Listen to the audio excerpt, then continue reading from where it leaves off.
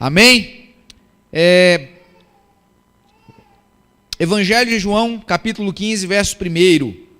Nós vamos ler até o verso 8. Diz assim: Eu sou a videira verdadeira, e meu pai é o agricultor.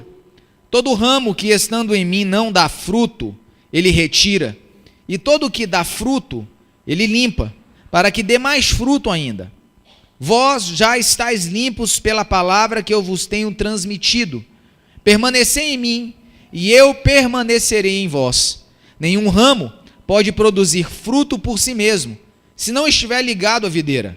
Vós, igualmente, não podereis dar fruto por vós mesmos, se não permanecerdes unidos a mim. Eu sou a videira, vós os ramos.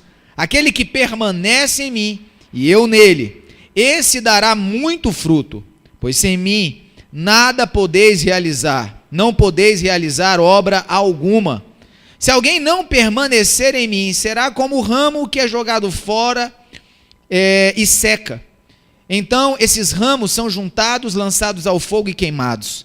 Se permanecerdes em mim, e as minhas palavras permanecerem em vós, pedireis o que desejardes, e vos será concedido.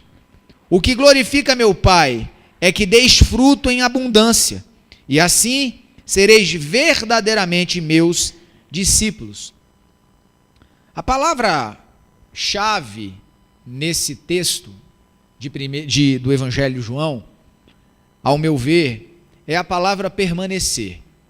Essa palavra é repetida algumas vezes e ela tem um propósito claro de nos mostrar que um caminho para que frutos sejam alcançados está na base, que é esse versículo, essa palavra-chave que eu mencionei, que é a palavra permanecer. Permanecer trata de algo que é de suma relevância, digamos assim, é a essência para que nós possamos alcançar alguns frutos em Deus. O Senhor Jesus está instruindo os seus discípulos e está instruindo aqueles que estão a ouvi-lo que os frutos das quais ele almeja que eu e você venhamos a manifestar, eles são alcançados através de um processo baseado em permanecer. Então, eu quero falar um pouco sobre permanecer. E como permanecer é importante. Como permanecer pode nos conduzir ao sucesso, ou não permanecer pode nos conduzir a um fracasso. Muitas vezes não é por falta de conhecimento, não é por falta de informação, não é por falta de discernimento que a gente deixa de frutificar. Muitas vezes não é a falta de um ambiente saudável, não é a falta ou a ausência de um ambiente que promova a espiritualidade, que nos conduza a um lugar de conhecimento e revelação da palavra de Deus, mas o simples fato de nós não permanecermos firmes naquilo que fomos orientados pelo Senhor faz com que esse efeito não se cumpra como deve se cumprir. O permanecer, irmãos, é algo de suma relevância. E eu quero falar sobre o permanecer, falando também sobre alguns exemplos da própria palavra. Sobre homens que decidiram tomar um caminho do qual os possibilitou alcançar muitas coisas em Deus. E que eu e você talvez podemos aprender muitas coisas com eles para continuarmos. Tanto em exemplos bons, quanto em exemplos que não foram adequados. E o primeiro que eu quero falar é exatamente um exemplo que não é adequado, que é o exemplo de Adão. Permanecer era o que Adão deveria ter feito quando ele pecou. Deus deu uma palavra a Adão dizendo a ele e a Eva que de todos os frutos daquele lugar, de todas as árvores que existiam no jardim, eles poderiam se alimentar, mas da árvore do conhecimento do bem e do mal era a única árvore que eles não deveriam se alimentar. Havia uma direção clara, específica, pontual de Deus acerca do que não deveriam fazer. E tudo que eles precisavam fazer era permanecer naquilo que tinham ouvido de Deus. E aqui está o primeiro aspecto daquilo que nos impossibilita avançar na nossa vida cristã. Muitas vezes a gente ouve alguns ensinos, ouve algumas instruções, Houve algumas direções, e a gente percebe que são direções da palavra, é o que Deus quer, é o que o Senhor ensina, é a palavra de Deus, mas quando chega o momento de permanecermos naquilo que ouvimos, a circunstância, ela vem mudar a nossa conduta. Em outros momentos, a gente já falou aqui acerca do processo de Jesus na tentação do deserto. Jesus, durante 40 dias, ele jejuou, foi levado pelo Espírito para o deserto para ser tentado, passou 40 dias jejuando, e então o tentador vai até ele. Satanás vai até Jesus. E naquele momento Satanás ele coloca em xeque duas coisas. Primeiro, a identidade de Jesus, e segundo, a necessidade que ele estava vivendo. A necessidade atual, pontual, aquilo que era crítico para ele naquele momento. Quando Satanás ele começa seu discurso, ele diz: olha, se tu és filho de Deus, tu não é filho de Deus? Então, se você é filho de Deus, transforma a pedra em pão. Quando Satanás ele tenta colocar em xeque a identidade de Jesus, dizendo para ele: olha, você é o filho de Deus, e como filho de Deus, você pode fazer alguma coisa mediante a essa circunstância que você está vivendo. Pega essa pedra e transforma num pão, mostra que você é o filho de Deus. Declara a palavra. De alguma forma, coloque Deus numa posição em que Ele precise fazer o que você está falando para Ele fazer, porque você é o Filho de Deus. Só que naquele momento, Jesus, irmãos, Ele nos ensina algo extremamente importante sobre aquilo que nos cerca. Irmão, claramente Jesus estava jejuando há 40 dias, então o que era mais lógico dele estar passando ali? Que ele está sentindo? Fome, sim ou não? 40 dias sem comer nada, Jesus estava o quê? Com fome, ele queria comer. A realidade imediata, a circunstância imediata de Jesus ali, ela estava dirigida o seu momento ali de estar com fome, precisar ser alimentado. Mas a palavra dele para Satanás mostra exatamente o efeito do que é permanecer. Porque a resposta dele para Satanás é, sabemos essa resposta, nem só de pão, mas de toda a palavra que vem. Então Jesus ele mostra que a circunstância em que ele vive não define a sua identidade, não define quem ele é. O momento em que ele estava vivendo, a circunstância, a crise momentânea, pontual, não iria mudar o seu comportamento, não iria mudar aquilo que ele era. E o que ele era o filho de Deus, e como filho de Deus ele era fiel à palavra do seu pai.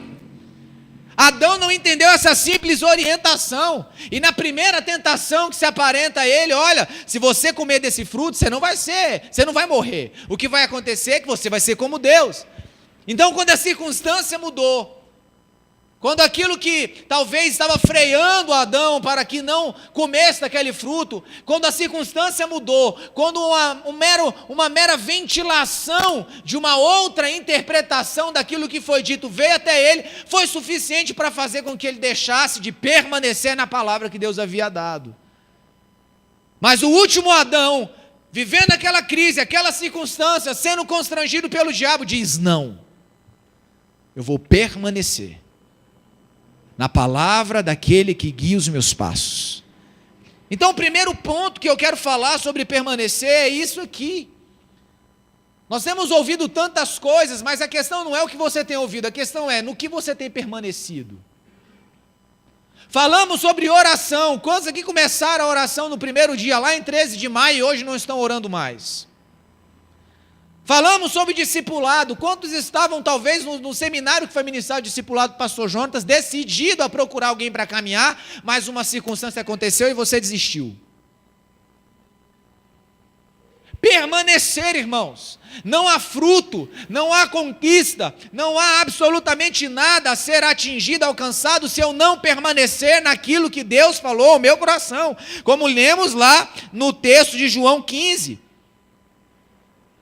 Eu sou a videira, vós os ramos, aquele que permanece em mim. Há um requisito aqui, há um princípio sendo ensinado, precisa permanecer. Às vezes algumas pessoas me procuram para conversar e falam sobre experiências com Deus. Pastor, eu não tenho muitas experiências com Deus. O que eu devo fazer? Permanecer nele? Permaneça. Continue firme a palavra da qual você ouviu. Continue firmado na orientação que você recebeu. A sua circunstância não pode mudar o seu comportamento. Irmãos, eu vejo muito isso acontecer. Quando os ventos são favoráveis, nós temos um determinado comportamento. Quando os ventos não são favoráveis, a gente abandona um comportamento e passa a ter outro. Nós precisamos aprender a manifestar, a viver a nossa vida de forma constante.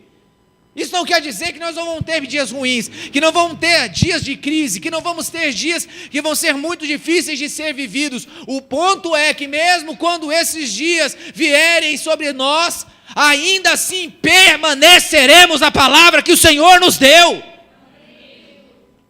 Ainda que a dúvida ronde o nosso coração, permaneceremos na palavra de Deus. Ainda que o medo ronde o nosso coração, permaneceremos em seu amor. Ainda que tudo aquilo que nós pensamos ser algo de estrutura, ser algo conquistado, ser algo que nos traz segurança, rua, desmorone, acabe, ainda assim permaneceremos firmes no Senhor, porque a sua palavra não volta. Porque as suas promessas não são promessas feitas no vazio. O que ele prometeu, ele vai cumprir. Então o dia mal vem, mas o dia mal passa. O momento complicado ele vem, mas ele passa. E no final, quando ele acabar, o que vai valer é se você permaneceu firme ou não.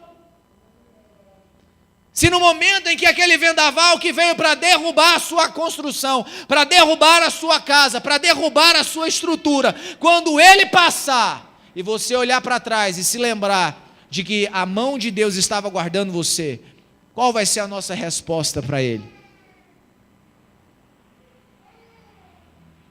Olha para a pessoa que está do seu lado e fala assim: meu irmão, Jesus está no barco, mesmo quando tem tempestade.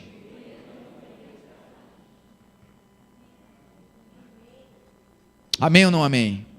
Segunda pessoa que eu quero falar, irmãos, é sobre Ruth. Permanecer foi o que Ruth fez em uma situação de crise com Noemi. Irmãos, eu aprendo muito nesse texto com Ruth. Porque Ruth era alguém que não tinha qualquer tipo de responsabilidade com Noemi. Ela não era sua filha. Ela não era do seu povo, o seu esposo tinha morrido, que era filho de Noemi. Então, a partir daquele momento, Ruth estava liberada para viver a vida dela.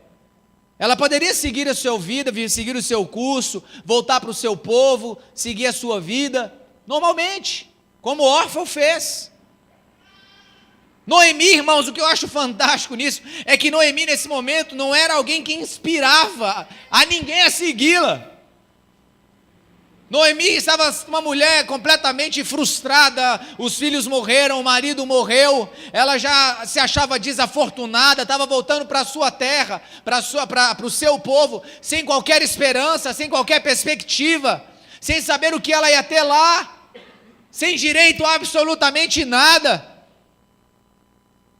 Ela olhava para ela mesma e nem ela transmitia esperança, mas Ruth, ela permaneceu firme a uma aliança da qual ela fez.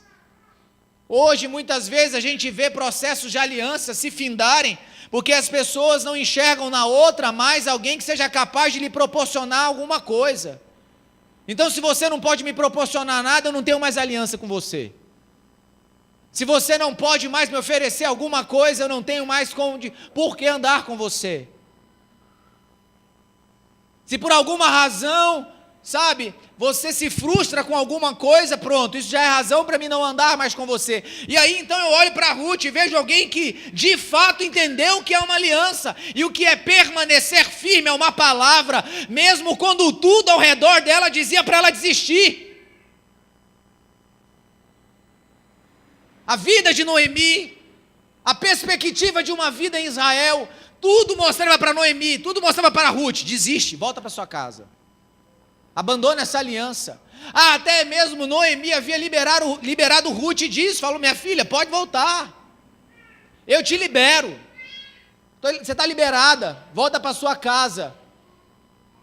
Mas a declaração de Ruth para Noemi, ela mostra o que é de fato alguém que entendeu o que é permanecer. Eu não estou falando, irmão, de obstinação. Eu estou falando de perseverança em fé, baseada numa palavra, baseada em um princípio, baseada em uma verdade da qual Deus estabelece. A obstinação é quando você permanece em algo que é vontade da sua própria carne, e por obstinação você vai em busca daquilo para saciar o seu próprio eu. Agora, quando eu ajo em fé, provavelmente eu vou ser provado de uma forma extrema. E o meu conforto vai ser retirado, porque permanecer, como Ruth permaneceu aqui, irmãos, é algo para quem tem fé. Aonde você for, eu vou. Onde você dormir, eu vou dormir. O seu Deus é o meu Deus. O seu povo é o meu povo. Aonde você morrer, eu vou ser sepultado ali. Permanecer firme é uma palavra.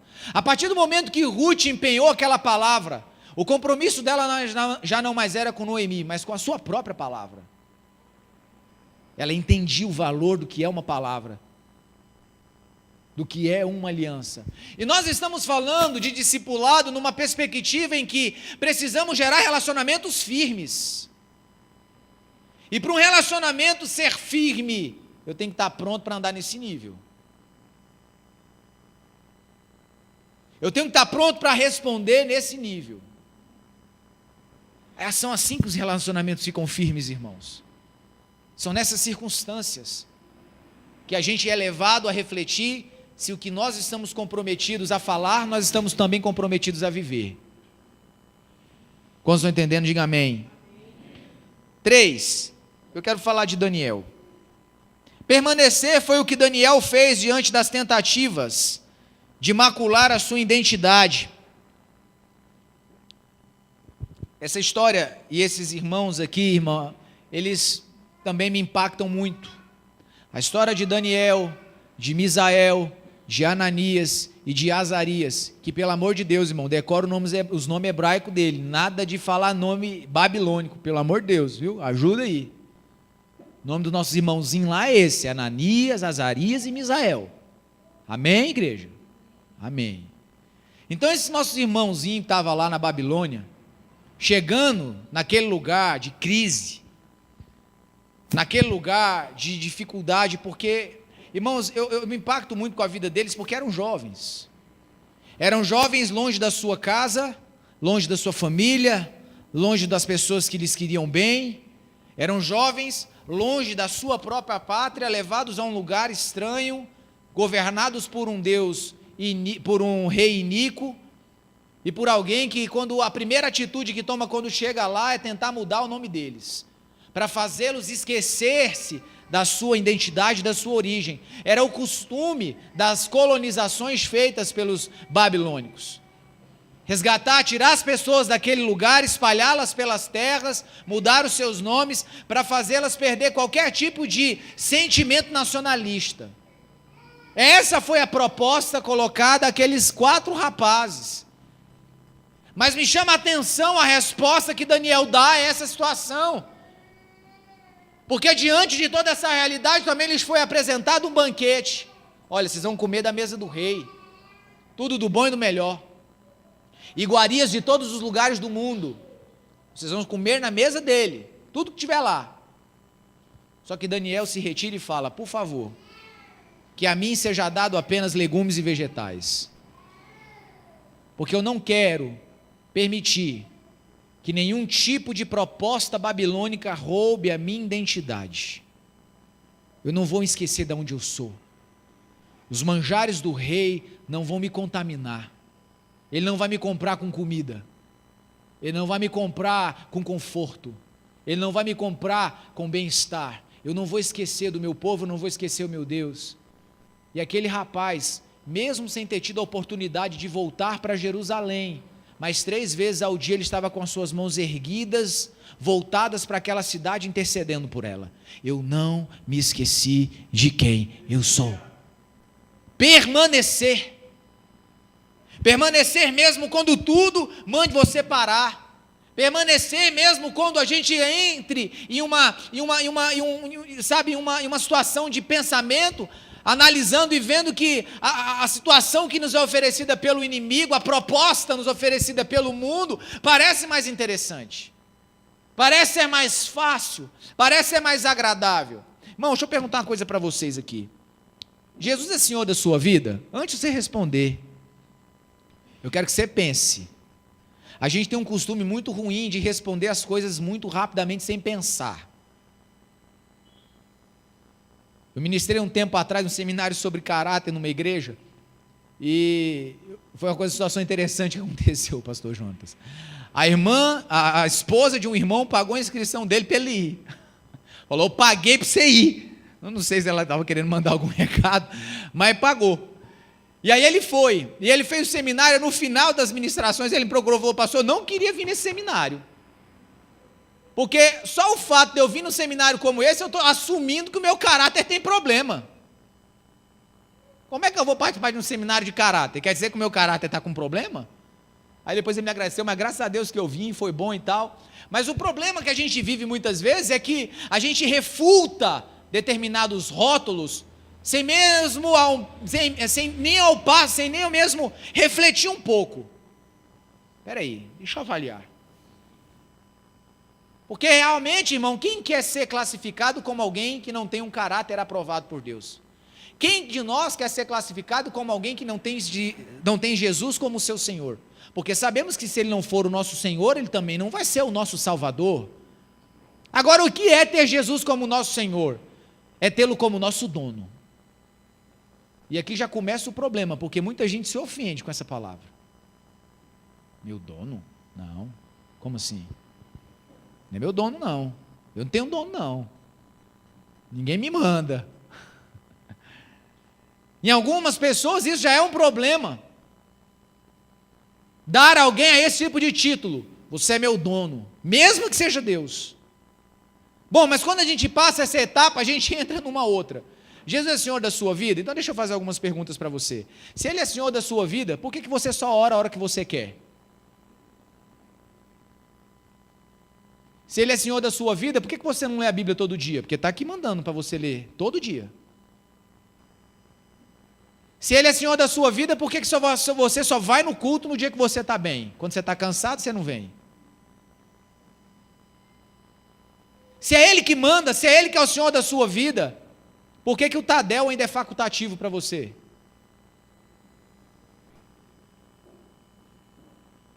Cadê os jovens solteiros aí? Levanta a mão e dá um glória. Jesus amado. Eu não vou falar para você casar, não. Eu já aprendi com o pastor Jonathan aqui. Eu só quero saber, os jovens solteiros, levanta a mão e dá um glória a Deus. Muito bem, aleluia. Se Jesus é Senhor da sua vida, por que é você que decide a hora de namorar?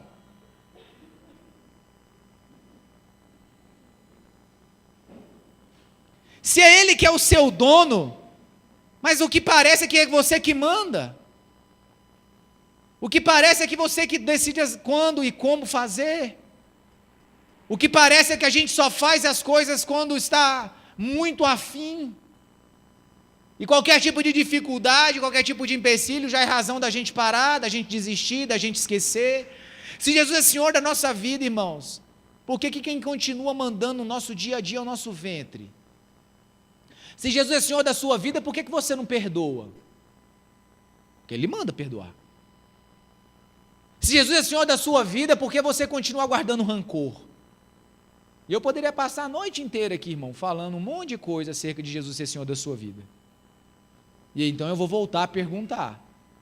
Eu não quero que você responda, mas eu quero que você reflita. Jesus, de fato, Ele é Senhor da sua vida? É Ele que é o Senhor? Então são questões das quais a gente vai vivendo a nossa vida, acreditando ser verdade, mas na prática não são. Deus foi o Senhor de Daniel até o último momento da sua vida, até a cova dos leões. Na vida de Azarias, Misael e Ananias, até a fornalha de fogo e depois dela. Jesus continuou sendo o Senhor deles, Deus continuou sendo o Senhor deles, a todo momento, a toda circunstância, a todo tipo de acusação, a todo momento, a toda ameaça, eles estavam ali. Se tiver que morrer, nós vamos morrer. Se tiver que enfrentar, o juízo que tiver que enfrentar, nós vamos enfrentar. Porque nós sabemos quem nós somos e nós vamos permanecer nessa verdade. Perceba então, irmãos, que permanecer vai lidar diretamente com aquilo que nós entendemos como identidade. Permanecer. Olha para o irmão que está do seu lado e pergunta para ele: você está permanecendo, irmão? Firme em Deus? Hein? Agora dá uma olhadinha para ele, assim, dá um sorriso e fala assim: e Jesus é Senhor da sua vida? Hã? Não, Jesus é meu Salvador. Eu também quero ter Jesus como Salvador. Quem não quer um Salvador? Todos nós precisamos de um Salvador, é ou não é, irmão? Qualquer um que a gente parar no meio da rua ali e perguntar se ele está querendo um Salvador, ele vai querer.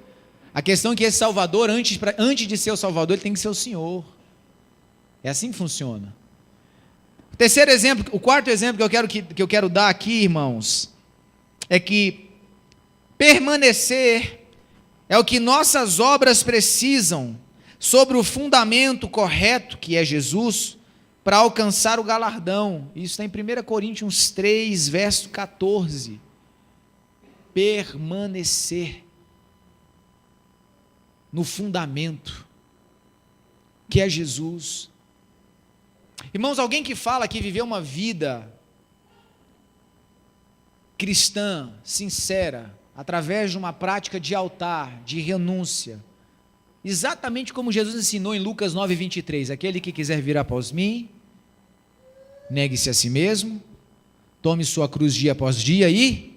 Pois é, esse padrão de vida aí, queridos, é um padrão de vida que vai exigir de mim, de você, um nível de renúncia e entrega que é muito alto.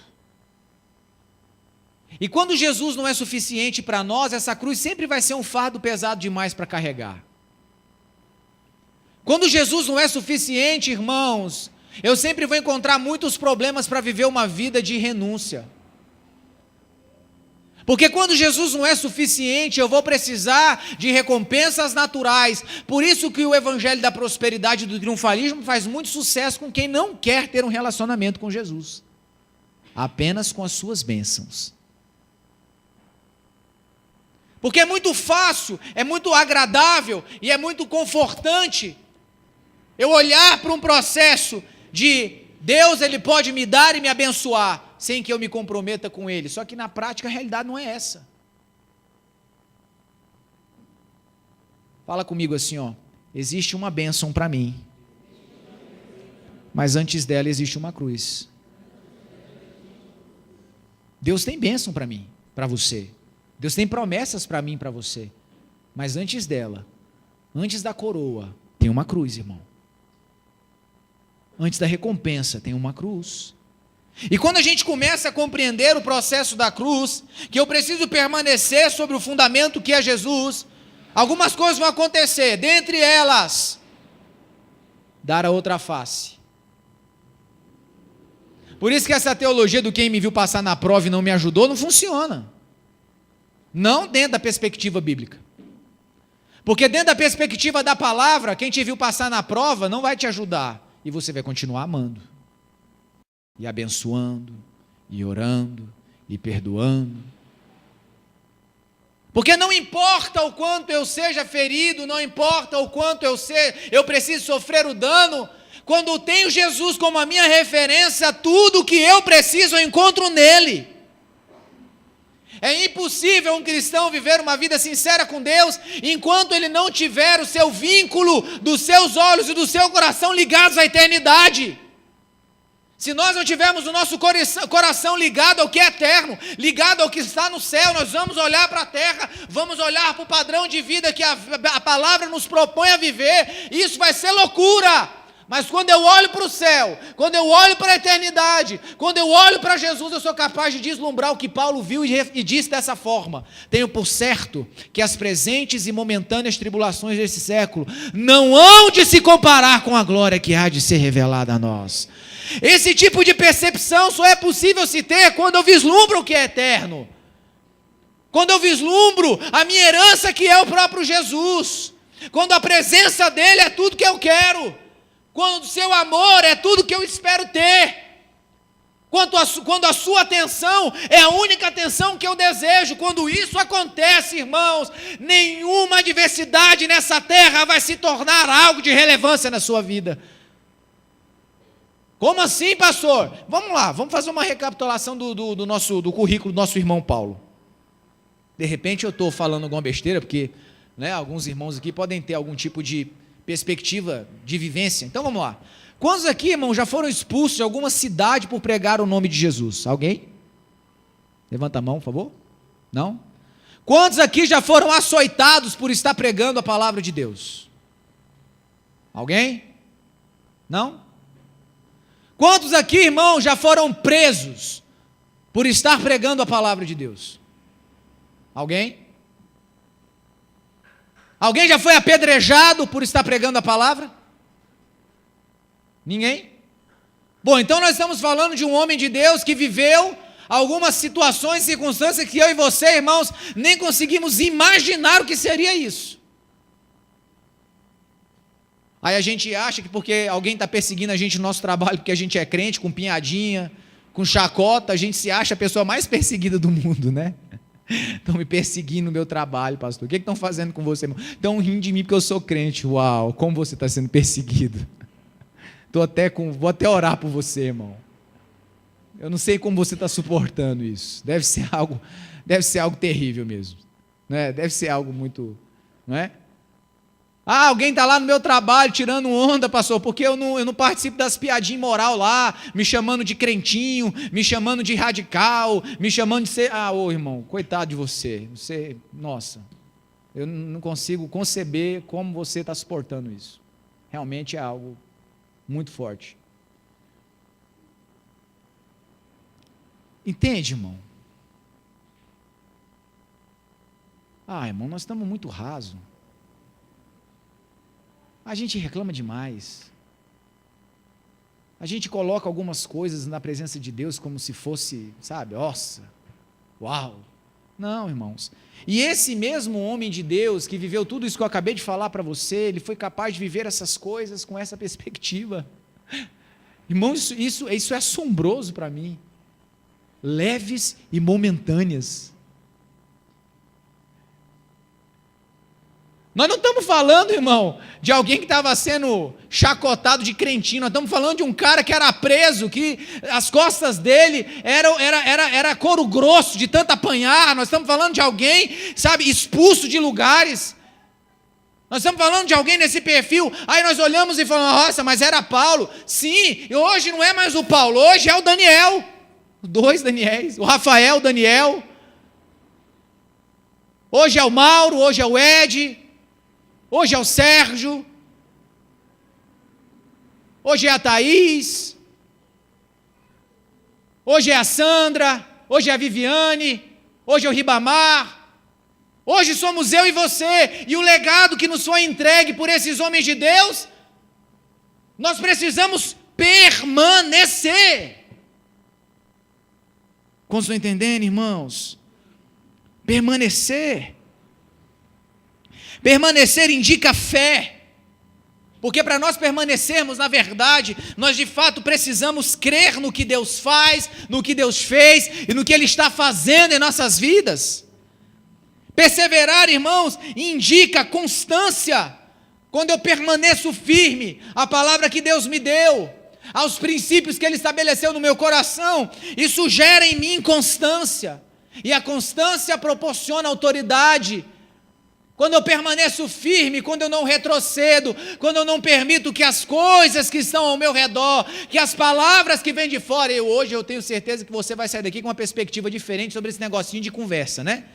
de ficar com vergonha por causa do evangelho, porque você está sendo, alguém está chacotando de você porque agora você é crente. Eu penso que você vai sair daqui hoje, pelo menos com esse negócio resolvido no seu coração. Amém ou não? Perseverança, irmãos, indica maturidade. Alguém pronto a perseverar, aprendeu o que significado do que é amadurecer. Porque quando eu permaneço, quer dizer que eu entendi. Quando eu permaneço, indica que eu estou tendo discernimento sobre quem Deus é na minha vida.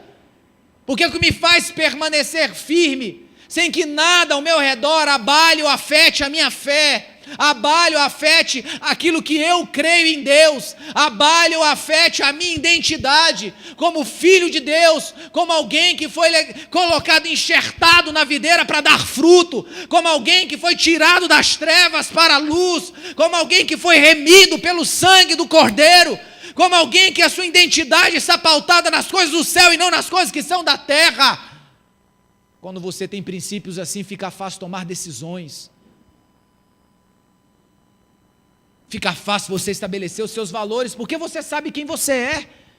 Alguns dias atrás estavam tentando me convencer sobre que a cobrança, pastor Jonatas, de cachê é algo lícito.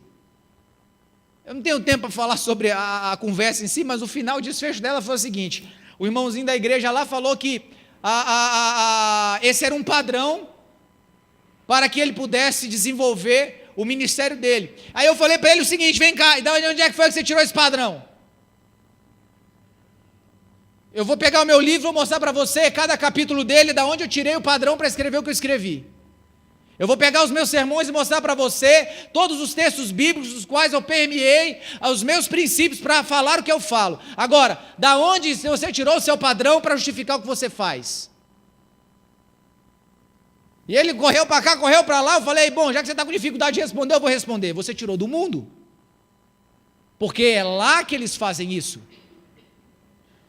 Você pegou lá do mundo um padrão para estabelecer algo para fazer para Deus. Deixa eu dizer o que você está fazendo. Você está tentando carregar a arca em carro de boi. Boa sorte.